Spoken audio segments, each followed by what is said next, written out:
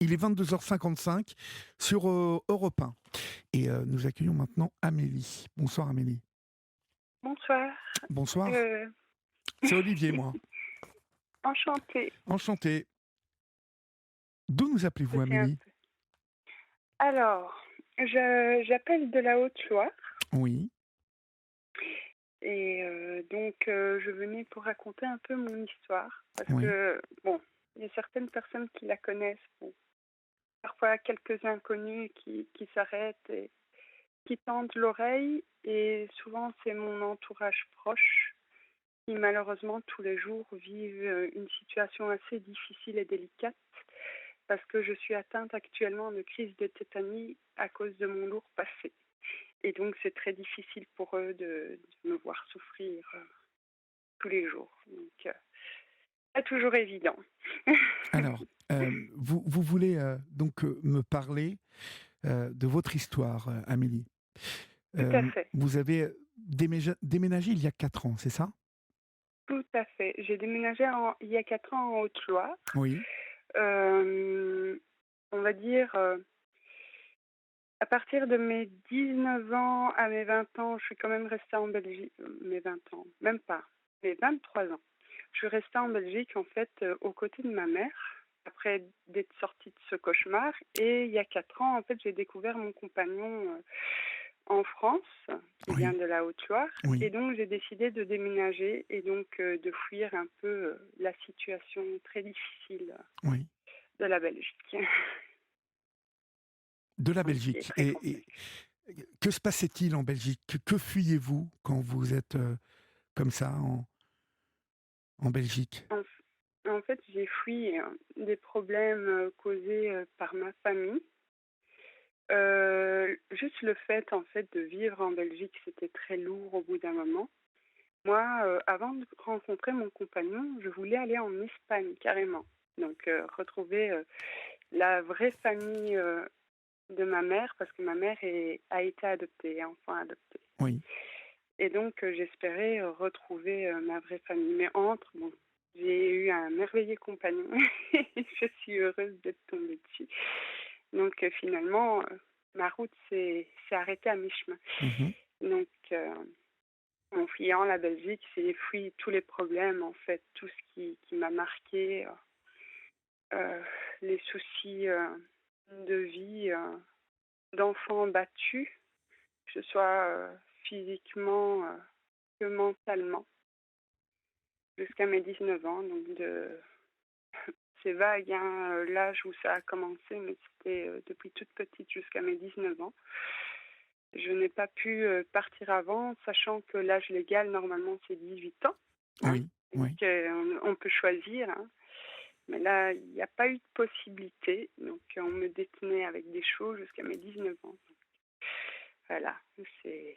Donc, on peut dire que votre enfance, mais surtout votre adolescence, a été plus qu'impactée et mouvementée par cette femme, hein, dont visiblement la volonté était de vous faire souffrir vraiment, Amélie. On va marquer une pause et puis on va continuer à vous écouter, mais on laisse passer une page de pub et l'info sur Europe 1 et on se retrouve dans quelques minutes, d'accord? D'accord, À tout de ça suite. me va. Tout de suite. Il est 23h passé de 4 minutes. Vous êtes sur Europe 1, chers amis, et si vous nous rejoignez à l'instant, nous sommes ensemble jusqu'à 1h du matin et vous pouvez composer le 01 80 20 39 21 ou nous écrire au 7 39 21 suivi du mot nuit, écrit en lettres majuscules, suivi d'un espace. Mais à 23h04 sur Europe, nous sommes avec Amélie. Amélie qui, pour le début de son témoignage, nous conte une adolescence en Belgique mouvementée, impactée par des violences commises par une femme. Cette femme, en fait, c'était votre belle-mère? Non, c'était ma grand-mère C'était votre maternelle. grand-mère maternelle, d'accord. Et c'était des violences psychologiques qu'elle faisait.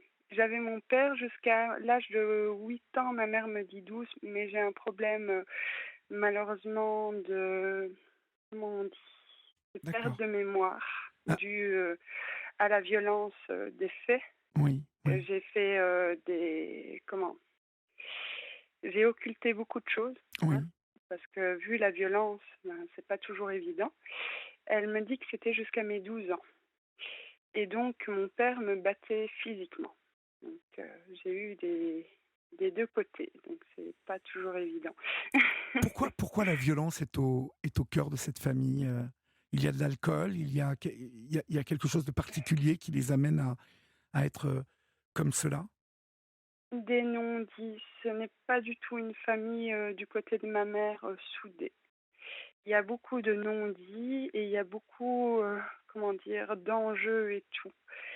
Euh, c'est très compliqué et je n'ai jamais été pour les choses. Je vais pas citer, ça sert à rien d'argumenter ce genre de choses, Oui, mais on peut imaginer que ce sont des choses très très graves dont c'est limite inhumain de faire passer des vies juste pour ça en fait. Euh, c'est très compliqué.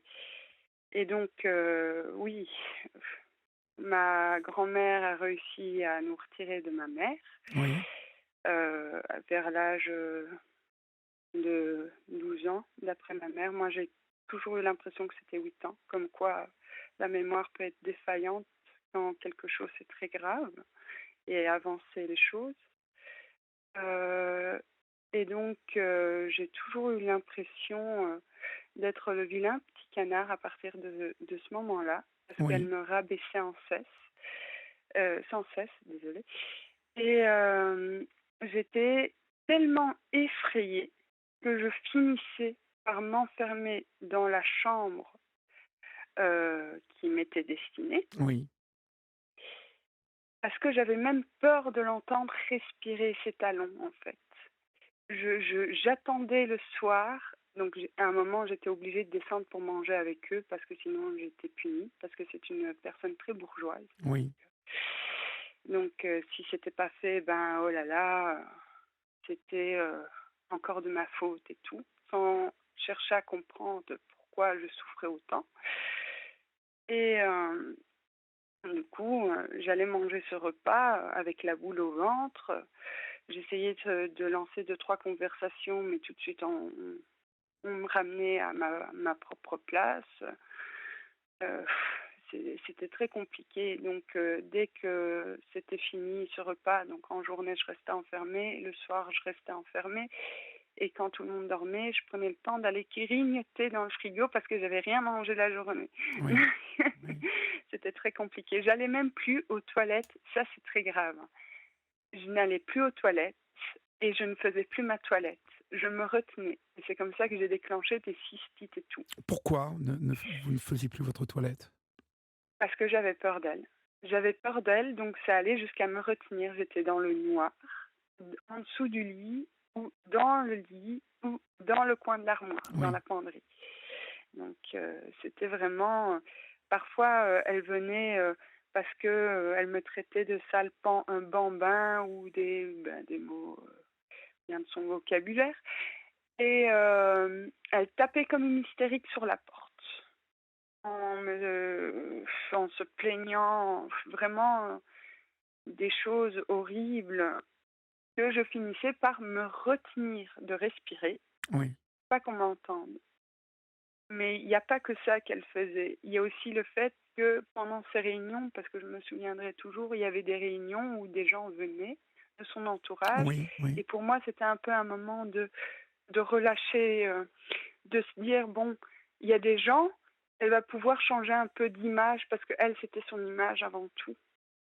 Donc je me disais, les gens vont pouvoir, en tant que petite fille ou même adolescente, on se disait, oh, les gens vont me regarder, vont me tendre la main et tout. oui, Et donc je profitais de ce moment, mais dès que je devais parler de moi, elle me remettait en place. Donc elle avait honte de moi. Donc elle l'esquivait pour dire des choses très basiques qui pourraient être valorisées par rapport à son titre à elle. Par oui, oui, exemple, moi, oui, je suis palefrenière, je m'occupe des chevaux, je suis diplômée, ça ne va pas. Donc, elle déviait en disant, ah oui, elle fait de très très belles peintures. Elle avait honte de moi. mhm, Et ça a toujours été comme ça, où à Noël, purement, il y avait des homards sur la table. C'était de très très belles tables, comme on voyait dans le film. Et donc, en tant que petite fille, on espère avoir une poupée et tout. Au Oui. début, ça allait, elle offrait quand même des choses, mais à la fin, en fait, elle finissait par m'offrir une bouteille de shampoing, mais vraiment la plus basique possible, la moins chère, pendant que les autres avaient des écrans plats et tout. Mais vraiment, l'air de dire, ben, c'est toi, tu pues, va te laver. Donc, Ouais, ouais, ouais. c'est vraiment... Donc, il y a C'est vraiment un terrible, c'est contexte terrible. où on me rabaissait sans cesse. Quand des amis venaient avec leurs parents pour venir me chercher ou me déposer, elles les prenaient dans le salon. Moi, en tant que petite fille, j'étais contente d'avoir mon amie, donc je la prenais dehors. Je lui montrais mes beaux chevaux qu'elle m'avait achetés, parce que, ah oui, elle m'avait acheté des chevaux pour paraître plus la mamie gâteau auprès des gens, Oui. pour justement que les gens ne se doutent pas de tout ce qui se passait derrière. Et Et donc, ils sont passés derrière, hein.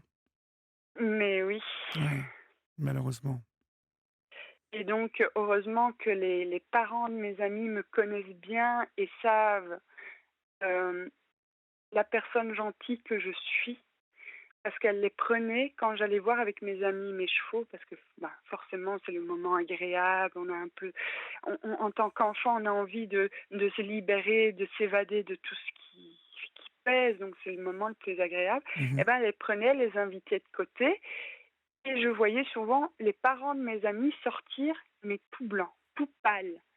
Et ils m'envoyaient le soir même par message en m'expliquant qu'elle n'arrêtait pas de me dénigrer, en fait, qu'elle mentait sur ce que je faisais et tout, au point où les parents n'osaient pas me dire concrètement ce qu'elle avait dit.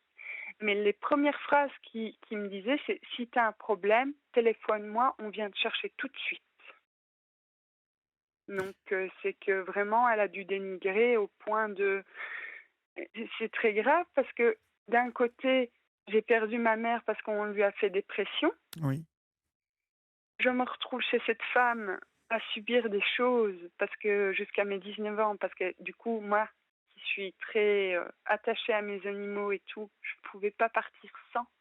Elle le savait bien et donc elle gardait mes chevaux.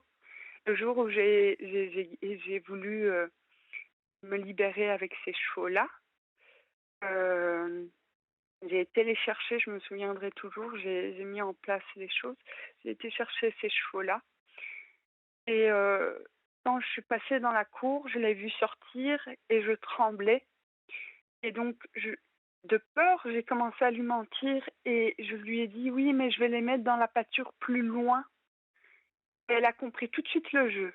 Et elle m'a demandé si ma prof d'équitation savait où c'était, où je les emmenais. Et elle a commencé à bloquer le portail, parce que en fait, chez elle, c'est une espèce de ferme-château. Et elle a un grand terrain, mais tout est emmuré. Donc, il n'y a qu'une entrée Oui. et une sortie. Donc, c'est le portail de devant. Et donc, elle l'a bloqué avec son 4x4, parce qu'elle a une patronne. Et elle a commencé à crier: je vais appeler la police, tu voles mes chevaux, mais des trucs mais hallucinants. J'étais tellement en train de trembler que je ne savais pas quoi faire. Et ce jour-là, j'avais mon amie avec, heureusement, parce que toute seule, j'aurais pas su. Donc elle-même a tout vu, elle était elle-même choquée de ce qu'elle voyait. Hein, pour le coup, elle s'y attendait pas. Et du coup, elle s'est plainte, ma grand-mère s'est plainte, son compagnon est venu, a commencé à me traiter en disant: si tu étais mon enfant, tu en ramasserais une. Mais moi qui suis tellement sincère et que j'essaye vraiment de ne pas reproduire ce qu'on m'a fait subir, parce que je considère qu'on doit aimer autrui comme on aimerait qu'on nous aime, je leur disais: mais toi, je t'en veux pas, en pleurs en plus, hein, je t'en veux pas parce que tu nous as nourris. Si tu n'étais pas là, on mangerait du cramé ou des choses comme elle s'occupe de ses chiens, parce qu'elle s'occupait très mal de ses chiens. Ses chiens sont tous morts de maladie, pour dire. Donc, et donc, Elle était vraiment maltraitante, quoi. Elle faisait. oui, oui, oui. Moi, à un moment, j'avais une de mes juments qui était pleine, pour vous dire. Parce qu'heureusement, ma mère nous avait mis en internat et donc ça a continué. Heureusement, ça nous a sauvés d'une part. Euh, il y avait une jument pleine, une de mes juments qui était pleine. Je lui avais dit en connaissance de cause, parce qu'elle m'avait demandé combien de ballots il fallait mettre. J'avais bien dit 2 ballots pour elle, parce qu'elle était pleine et il fallait qu'elle mange. Oui. Et ben, j'ai appris qu'elle avait perdu son poulain parce qu'elle était en sous-nutrition. Donc, voilà, c'est vraiment, c'était catastrophique. Et donc, heureusement, ce jour-là, quand ils sont rentrés, parce qu'ils voulaient appeler la police tous les deux, en disant que j'avais volé leurs chevaux en plus, Oh là là. tandis qu'on me les avait offerts. De pleurs, j'ai eu une merveilleuse idée. Il y avait bien un endroit, c'était chez le voisin, où c'était que grillagé. Et j'ai demandé, encore par politesse, sur le moment de peur, donc j'avais quand même toute ma conscience, je lui ai demandé au voisin si je pouvais démolir sa barrière, sa clôture, qu'il a accepté tout de suite.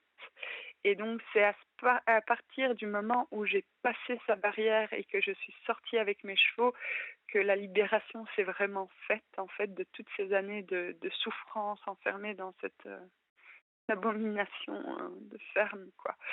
C'est, voilà. Même ma grande sœur qui vivait avec moi avait fini par entrecouper les ponts parce qu'elle était là, mais elle n'était pas là. Donc, Mhm, mhm. Quel, j'étais vraiment toute seule. quel impact psychologique cela a eu sur vous, toutes ces violences, toutes ces tempêtes que vous affrontiez en permanence? Eh ben, moi, je me souviens dans les dernières années, vraiment, comme j'ai dit, je m'enfermais et tout, mais même à l'école, ça se répercutait. Les dernières années en internat, parce que j'étais heureusement en internat, donc en pensionnat, ma mère me le mettait pour éviter de retourner justement chez eux le soir, donc ça aussi c'était bien. Oui. Euh, euh, j'étais, l'éducatrice me retrouvait dans le coin de la chambre le soir, donc les éducatrices me cherchaient et ils me retrouvaient dans le coin de ma chambre en boule, en train de me balancer de gauche à droite, le regard dans le vide. Oui, oui. Et ça allait jusqu'à les 2 dernières années. euh, les éducateurs s'inquiétaient parce que je ne parlais plus du tout. J'étais muette parce que j'avais peur de me dire j'ai fini école, qu'est-ce qu'elle va faire de moi? Ça y est, c'est fini. Il n'y a plus rien pour me protéger en fait. J'arrive à un endroit où voilà, c'est fini, j'ai plus d'école, je vais retourner là-bas, elle va m'exploiter. Il y a eu tout un cheminement qui m'a complètement rabaissée, tuée moralement. J'avais pas, en fait, j'avais pas besoin de l'avoir finalement toute cette séquence où elle est rentrée dans ma vie Oui. après d'avoir été battue par mon père. Quoi, ça a été de trop. Les deux ensemble, ça a été de trop. Et donc vraiment à mes 19 ans, quand je me suis libérée psychologiquement, ce qui s'est passé, ben ma mère a pu me récupérer enfin. Et quand elle m'a récupérée, elle était complètement bouleversée de ce qu'elle voyait. Elle a dit, j'ai laissé ma fille chérie, pleine de vie. Je la récupère, on dirait un corps vide en fait. Il y a le corps, mais il n'y a personne à l'intérieur. Et donc pendant toute une année, de mes 19 ans à mes 20 ans, j'étais droguée par les émotions. Mhm. Donc Rappelez-moi, je ne sais pas si vous me l'avez précisé, mais pourquoi votre mère n'était pas dans votre vie à l'époque? parce qu'en fait, on m'a enlevé d'elle. Ma grand-mère a fait énormément de pression sur elle au moment où elle a eu beaucoup de problèmes avec les chalets qu'on avait achetés. Parce qu'en fait, avec le peu d'argent, quand on était petit, que ma mère avait réussi à économiser, elle avait acheté des terrains. Oui. Parce que pour elle, avec tout ce qu'on avait vécu, il était primordial que nous ayons quand même une vie saine et donc un grand jardin, quitte à avoir une toute petite maison. Et donc c'était vraiment, elle était axée sur notre santé et notre bonheur. Mhm. Mais malheureusement, ce qu'elle n'a pas su, c'est que les terrains heureusement, elle a jamais signé le papier de propriétaire, mais les terrains qu'elle était en cours d'achat euh, étaient frauduleux. Les gens qui les vendaient étaient donc il y avait ça, donc elle a perdu les terrains et en plus les voisins, elle a appris par la suite que c'était des meurtriers. C'est pour ça elle Des n'a pas pu nous meurtriers? garder là. Oui, mais Oula. oui, il y a eu des meurtres cachés qui se sont dévoilés dans des journaux et c'était en fait nos voisins et on le savait pas, on vivait à côté de. Voilà. Mais Enfin, beaucoup, beaucoup de meurtres ou ça, elle n'a pas osé me le dire pour pas voilà, vous j'avais déjà inquiétez? assez, donc voilà. Donc, pour elle, c'était trop risqué de nous garder et en même temps, ma grand-mère faisait trop de pression.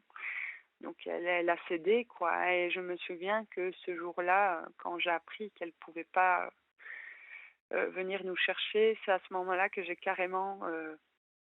suis tombée en dépression, en fait. Littéralement, dès que j'ai vu cette personne s'avancer dans la cour pour me dire, écoute, ta mère, elle va pas venir te chercher. Elle peut pas. Ben, tout s'est écroulé, quoi. Je me suis dit, mais qu'est-ce que je vais faire? C'est à ce moment-là, en fait, avant que je découvre que ma grand-mère était comme ça, je pensais, quand on m'avait dit, oui, tu vas aller chez ta grand-mère, ben, je soufflais en disant, ah, c'est ma grand-mère. Mais en fait, pas du tout, parce qu'avant qu'elle devienne comme ça, donc néfaste, ce que j'ai pas dit, Oui. c'est que toute une période, quand je vivais avec ma mère et non avec elle, elle faisait vraiment très mamie gâteau. Mmh. Donc, en aucun cas, j'aurais douté qu'elle aurait été comme ça. Parce que quand je me suis mis à habiter avec elle, en fait, elle a changé du jour au lendemain. Donc, ça a été passé de merveilleuse mamie à vraiment l'enfer. Mmh. C'est Alors, une catastrophe. on va passer, maintenant au déménagement. Donc, vous Oui, avez fui, hein, cette, situation, terrible, pour venir habiter en France. tout à Hem, fait. comment ça se passe, ici en France? Parce que j'ai cru comprendre que c'était pas la joie. Alors, je suis arrivée en France, donc j'ai rencontré, comme j'avais dit, mon compagnon et tout. Mais effectivement, suite aux répercussions que j'ai vécues, j'ai toujours des séquelles, on va dire, très problématiques, même si ça ne tient qu'à un fil.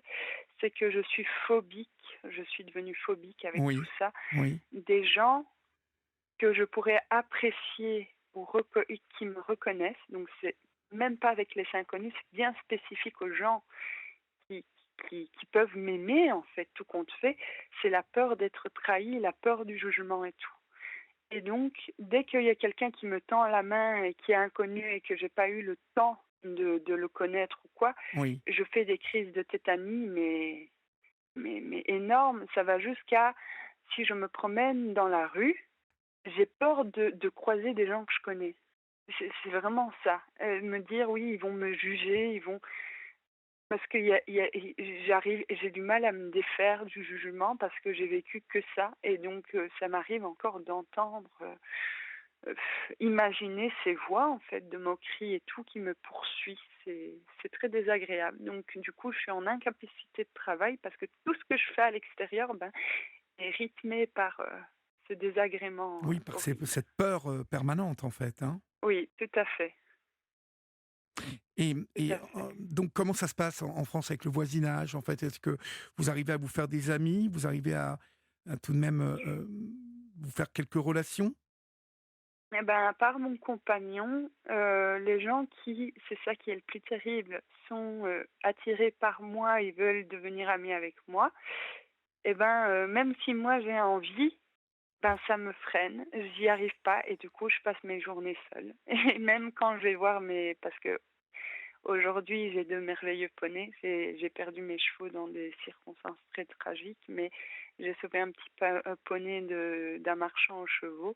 Et malheureusement, comme il était seul, j'ai dû acheter un deuxième petit poney. Mais bon, acheter, c'est mon compagnon qui me l'a offert.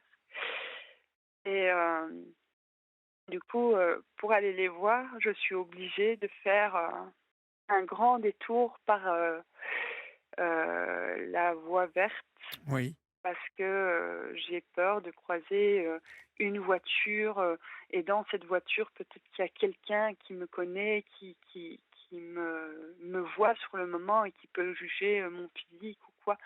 Donc c'est vraiment une peur constante, c'est vraiment, j'évite tout et pourtant ces gens-là sont formidables. Ils m'ont prouvé mille et maintes fois que je pourrais leur faire confiance, mais j'ai toujours cette peur qui est là et donc aujourd'hui, ben, je vis toujours aux dépens de ma mère, donc de l'argent de ma mère, c'est très compliqué Oui. parce que moi ce que j'aimerais faire, c'est pouvoir, arrêter d'avoir, ce stress, pouvoir travailler, mettre en place des et le plus beau cadeau, je pense, qui pourrait être, et j'en ai toujours rêvé, pour vous dire, c'est d'avoir un Noël avec une immense table et inviter toutes les personnes que j'aime sans jugement et que tout le monde rit et que tout le monde s'aime. C'est quelque chose vraiment qui me touche énormément. Mais malheureusement, ben là, je suis un peu, un peu calée avec tout. Oui, oui, je comprends. Donc, On va marquer une petite pause, si vous le voulez bien, Amélie, et on conclura après, d'accord? tout à fait. À tout de suite. À tout de suite. Aujourd'hui, Amélie, vous comptez heu, rester en France, les tenir à distance, ces gens? Je suppose que Tout vous à ne fait. voulez plus de rapport avec eux? Non, je veux plus de rapport avec eux, mais le plus terrible dans tout ça, c'est que comme je suis seule et que ma mère, elle est au loin du coup parce qu'elle a très peur que, en restant près de moi, en fait, hem, les conséquences,